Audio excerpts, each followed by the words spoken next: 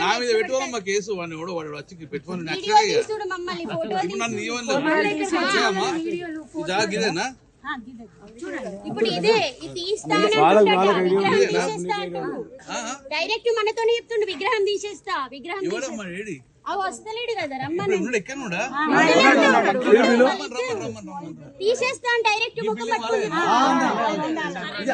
ఇది కూడా ఓపెన్ దొంగతనం ఇది ఒక్కటి క్లోజ్ చేసి తీసేస్తా అంటుండే ఇక ఇది కూడా వాస్తవంగా దేవుని గారు పెట్టిందే ఆ సత్యమును బాలుడు ఆడుగాక వాడ మొత్తం మీరంతా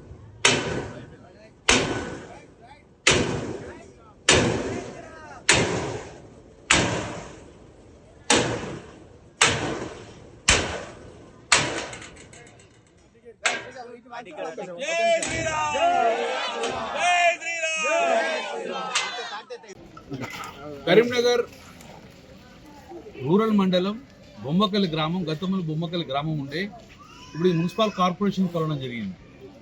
ఇక్కడ రాజరాజేశ్వర కాలనీ అనేది ఒక లేఅవుట్ జరిగింది 1989లో.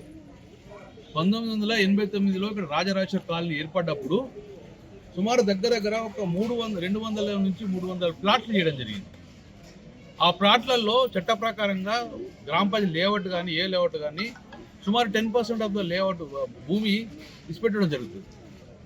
ప్రభుత్వ అవసరాలకు కానీ ప్రైవేట్ అవసరాలకు కానీ ఇక్కడ పార్క్ ప్లేస్ కానీ స్కూల్కి కానీ గుడి కానీ ఈ యొక్క కాలనీ అవసరాల కోసము 10% ఆఫ్ ల్యాండ్ ఇవ్వడం జరుగుతుంది. అందులో భాగంగా 10% ఆఫ్ ల్యాండ్ ఇవ్వడంగా ఇచ్చిపెట్టడం జరిగింది ట్రాంగిల్ పర్సన్. ఇది ఈ కాలనీ వాసులు అందరూ కలిసి ఒక టెంపుల్ నిర్మాణం చేద్దామని చెప్పి అనుకొని టెంపుల్ నిర్మాణం చేయడము, టెంపుల్లో ఆంజనేయ స్వామి టెంపుల్ కూడా నిర్మాణం చేసుకోవడం, పూజలు జరుగుతుంది. పూజ జరగక ఒక కబ్జాకారు ఎవరో వచ్చేసి దీన్ని ఈ 4-5 రోజుల క్రితమే దీన్ని మళ్ళీ రిజిస్ట్రేషన్ చేసుకున్నాడు. దొంగ డాక్యుమెంట్ రిజిస్ట్రేషన్ చేసుకున్నాడు. లేఅవుట్లో ఇడిచిపెట్టిన భూమి రిజిస్ట్రేషన్ చేసిన వారు క్రిమినల్ అవుతారు, చేయించుకున్న వారు బాధ్యులు అవుతారు. సో వాళ్ళు చేసుకొని ఇమ్మీడియట్గా దీన్ని ఈ గుడికి ఫెన్సింగ్ చేసి గుడికి రాకపోకలు బందేసి ఒక ఐరన్ రాడ్స్ కూడా పెట్టేసి లోపలికి పోతే కేసు పెడతా అని చెప్పి బెదిరిస్తాను. సో మేము పోలీస్ దృష్టి తీసుకెళ్ళాం. పోలీసు ఇంతవరకు రాలేదు.